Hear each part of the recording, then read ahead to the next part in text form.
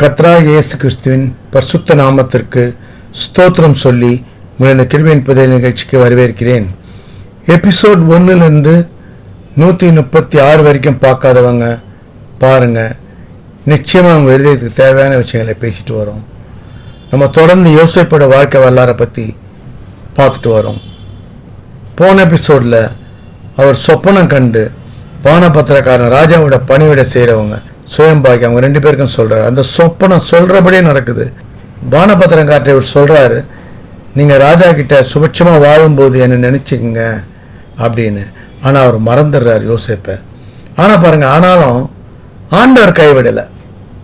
ஆண்டவர் நான் உன்னை விட்டு விலகுவதும் இல்லை, உன்னை கைவிடுவதும் இல்லை. அவர் சொன்னது தாங்க. அவரை கைவிட மாட்டார். கைவிடாம பாருங்க, அவன் மறந்துட்டான், ஆனால் அவர் மறக்கலை. ராஜாக்கே ஒரு சொப்பனம் வருது பாருங்க. அதன் மூலமா யோசேப்புக்கு வாழ்க்கை மாறுது. இதுதான் பாருங்க, பிரச்சனை வரும், நெருக்கடி வரும். இந்த மாதிரி பார்த்தீங்கன்னா அந்த மாதிரி நேரங்களில் தான் நம்ம ஆண்டவர் சொன்ன வசனங்களை, வார்த்தைகளை நம்ம தியானிக்கணும். உன்னை விட்டு விலகுவதும் இல்லை, உன்னை கைவிடுவதும் இல்லைன்னு சொல்லிட்டாரு. அதனால கைவிட மாட்டார். வாழ்க்கை முழுவதும் நம்மளை கைவிட மாட்டார். நடத்துவார்ன்ற விசுவாசத்தோட, நிச்சயத்தோட நம்ம வாழ்க்கையை நடத்தணும். இதுதான் பாருங்க. பார்ப்போம். ஆதியாகமம் 41ஆம் அதிகாரம்.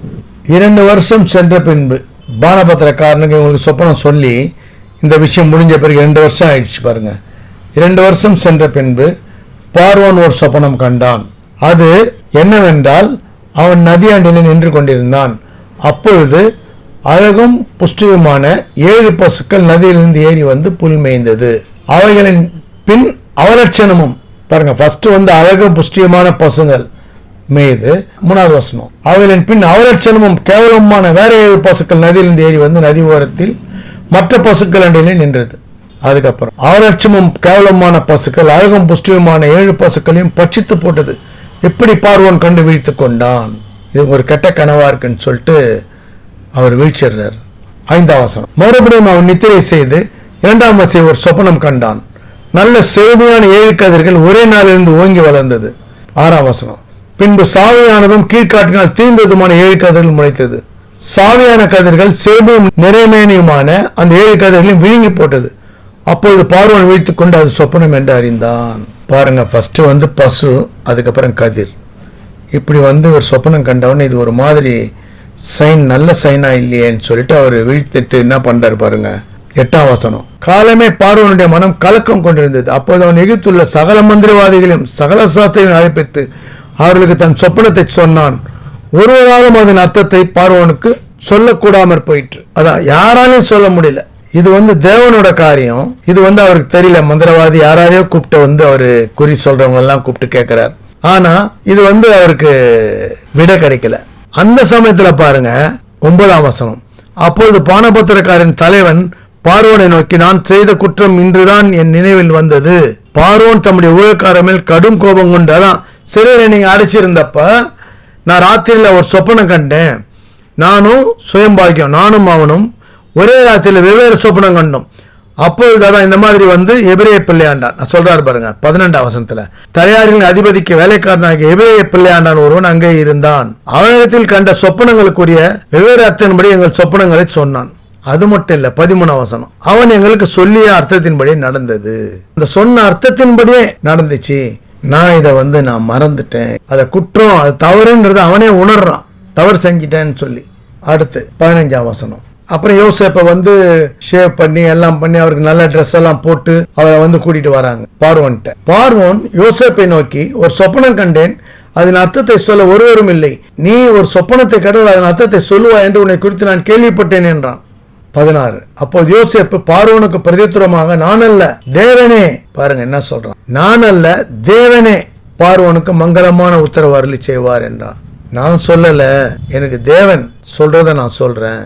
அதுக்கப்புறம் பாருங்க, இதுக்கு ஒரு விளக்கம் சொல்றார் யோசேப்பு. 28ஆம் வசனம், பார்வோனுக்கு நான் சொல்ல வேண்டிய காரியம் இதுவே, தேவன் தாம் செய்ய போகிறதை பார்வோனுக்கு காண்பித்திருக்கிறார்.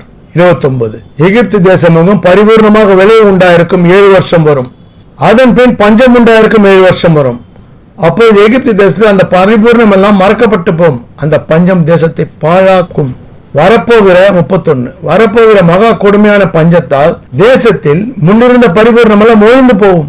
32 இந்த காரியம் தேவனால் நிச்சயிக்கப்பட்டிருக்கிறது என்பதையும் தேவன் இதை சீக்கிரத்தில் செய்வார் என்பதை குறிக்கும் பொருட்டு இந்த சொப்பனம் பார்வோனுக்கு ரெட்டித்தது. 2 தடவை சீக்கிரம் நடக்கும்ன்றதுக்காக 2 முறை, ஒரு முறை பசு ஒரு முறை கதிர், இப்படி 2 முறை வந்திருக்கு அப்படின்னு சொல்றார். சொல்லிட்டு ஆகையால் விவேகமும் ஞானமும் உள்ள ஒரு மனுஷனை தேடி அவனை எகிப்து தேசத்துக்கு அதிகாரியாக பார்வோன் ஏற்படுத்துவாராக சொல்லிட்டான் கிளீனா.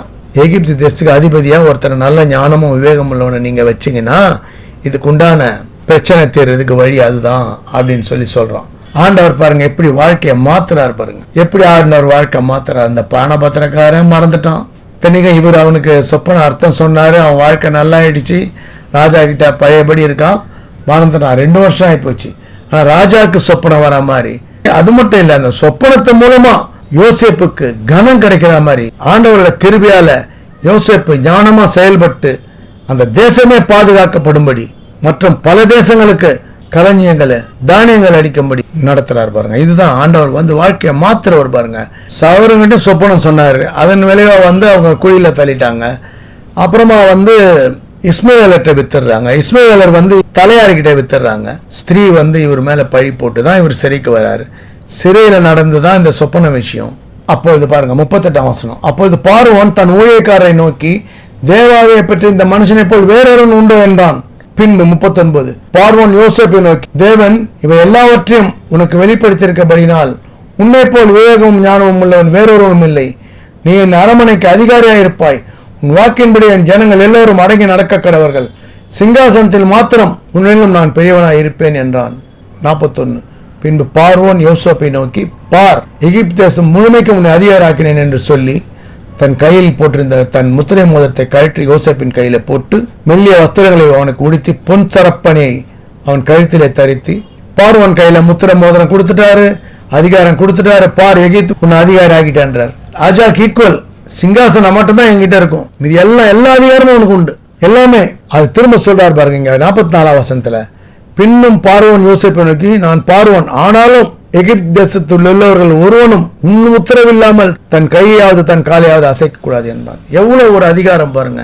எப்படி இருந்த ஒரு வாழ்க்கை சொப்பனத்துக்கு அர்த்தம் சொல்றது மட்டும் இல்ல, அந்த அர்த்தம் சொல்லி அந்த தேசத்துக்கு நடக்க போற பிரச்சனை இருந்த அந்த தேசமே விடுதலை அடையும்படி யோசேப்பு ஞானமா செயல்பட்டு பாருங்க. அவர் இனி அவர் வாழ்க்கை முழுவதும் இனி நம்ம இன்னும் பார்க்க போறோம். அவர் எப்படி ஞானமா நடக்கிறாரு, எப்படி ஆண்டவர் கிருபையால் அவர் அந்த தேசத்தை பாதுகாக்கிறாரு, எப்படி களஞ்சியங்களால தேசம் நிரம்புது. மற்ற எல்லா தேசங்களும் எகிப்துக்கு தானியங்களை கொள்ளும்படி வராங்க. இதெல்லாம் நம்ம பார்க்க போறோம். பாருங்க, ஒருத்தர் வாழ்க்கையில நாம இதுதான் அவ்வளவுதான் முடிஞ்சிச்சு, நம்ம சரிக்க போயிட்டா முடிஞ்சிச்சு, பிரச்சனை வந்தா முடிஞ்சிச்சு, இதோட அவ்வளவுதான். அதாவது ஒரு முறை குழியில போட்டவன முடிஞ்சிச்சுன்னு நினைச்சிருவாங்க சில பேர். அடுத்தது இஸ்மவேலர்ட்ட முடிச்சு வித்துட்ட உடனே முடிஞ்சிச்சுன்னு நினைச்சிருப்பாங்க. இந்த மாதிரி ஒரு பிரச்சனையா யோசேப்புக்கு அந்த மாதிரி பிரச்சனை வேற யாருக்காவது வரும்போது இஸ்மவேலர்ட்ட வித்த உடனே முடிஞ்சிச்சுன்னு நினைச்சிருப்பாங்க. அடுத்தது அவன் ராஜாவோட பிரதானி கிட்ட வித்த உடனே அவ்வளவுதான், இனிமேல் நம்ம அடிமை வாழ்க்கை தான், இன்னும் நம்ம நிலைமை மோசமானு நினைச்சிருப்பாங்க. யோசேப்பு இல்லாம வேற யாரும் இருந்தா சரிக்கு போன உடனே அவ்வளவுதான் நம்ம கதை முடிஞ்சதுன்னு நினைச்சிருப்பாங்க. ஆனா அவரு பாருங்க பொறுமையா காத்திருக்காரு. ஏன்னா ஆண்டவரோட வசனம் அவருக்கு தெரியும், ஆண்டவர் நடத்துவார், அவர் கைவிட மாட்டார் அப்படின்றது அவருக்கு தெரியும். ஏன்னா அவர் சொல்லியிருக்கார், நான் வம்சத்தை ஆசீர்வதிப்பேன்னு சொல்லியிருக்கார். நான் உன்னை ஆசீர்வதித்து உன் பேரை பெருமைப்படுத்துவேன், ஆசீர்வாதமா இருப்பாயின் ஆபிரகாமுக்கு சொல்லியிருக்கார். அவன் முற்பிதாக்களுக்கெல்லாம் அவர் சொன்ன வார்த்தைகளை அவர் தியானிச்சு, இது ஆண்டவரோட கிருபையை தெரிஞ்சு அவர் கிருபையா நடத்துவார், அவர் மகா இரக்கமான தேவன் அப்படின்னு சொல்லி அவர் அந்த பொறுமையோட காத்திருக்கும் போது பாருங்க அப்படியான ஒரு ஆசீர்வாதம். எகிப்து தேசத்துக்கு ராஜாக்கு அடுத்தபடியா, ராஜாக்கு ஈக்குவலான்னு கூட சொல்லலாம். ஏன்னா சிங்காசனம் மட்டும்தான் ராஜாக்கு, மற்றபடி எல்லா அதிகாரமுமே அப்படி ஒரு அதிகாரம் கிடைக்குது. வாழ்க்கை மாறுது. நம்ம வாழ்க்கை கூட பாருங்க அப்படிதான். நெருக்கடி பிரச்சனை இதெல்லாம் வரும். எல்லாமே வாழ்க்கையில பிரச்சனையே இல்லாம வாழ முடியாது, நெருக்கடி இல்லாம வாழ முடியாது, பலவிதமான தொந்தரவுகள் இல்லாம வாழ முடியாது. இப்படி வாழ்க்கையில எல்லா விதமான நெருக்கடிகளும் பிரச்சனைகளும் சூழ்நிலைகளும் நம்மளை நெருக்கினா கூட ஆண்டவரோட வார்த்தையை நம்ம தியானிச்சு அவர் நம்மளை நடத்துவார்ன்ற ஒரு விசுவாசத்தோட நிச்சயத்தோட நாம வாழும்போது வாழ்க்கையை மாத்திர ஆண்டவர் அவர். ஏன்னா வாழ்நாள் முழுவதும் நம்ம வளமான, சந்தோஷமான, சமாதானமான வாழ்க்கை வாழும்படி நடத்துகிற தேவன் அவர். தொடர்ந்து வாட்ச் பண்ணுங்க. சப்ஸ்கிரைப் பண்ண நினைக்கிறவங்க சப்ஸ்கிரைப் பண்ணுங்க. பிடிச்சிருந்தா லைக் பண்ணுங்க, ஷேர் பண்ணுங்க. அநேக இருதயங்கள் ஆண்டவரை தொடும்படி நிறைவு பெறுவோம். God bless you all. கர்த்தராகிய இயேசு கிறிஸ்துவின் விலையேறப்பட்ட ரத்தத்திற்கு ஜெயத்தை ஏறெடுத்து அவருடைய பரிசுத்த நாமத்திற்கு ஸ்தோத்திரம் சொல்லி நிறைவு செய்கிறேன். நன்றி. தேங்க்ஸ் ஃபார் வாட்சிங். தேங்க்யூ.